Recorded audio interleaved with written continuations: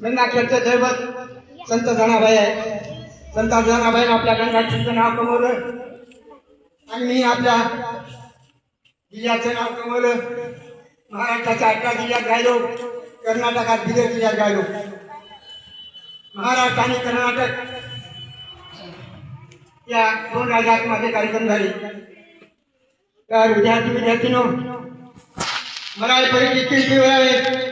माणूस मरतो पण माणसाने केलेली कीर्ती मरत नाही, कीर्तीला मरत नाही. हो का, मी औरंगाबादात मिळालेली नोकरी पत्करली अति पैशाकडे पाहून तर मला शाळा कॉलेजच्या विद्यार्थ्यांची सेवा घरी नसती. महाराष्ट्राच्या 18 जिल्ह्यातली त्याने काय हे विचार केला मी. एकदा जर पैसे घ्यायचा नाद लागला, आस लागली तर आस वाढते. माणसाचे आसले मोठे म्हणून मी नोकरी पत्करला पैशाचा रोगी होईल आणि देशासाठी लढलेल्या थोरांचे गाणे गाऊ शकणार नाही.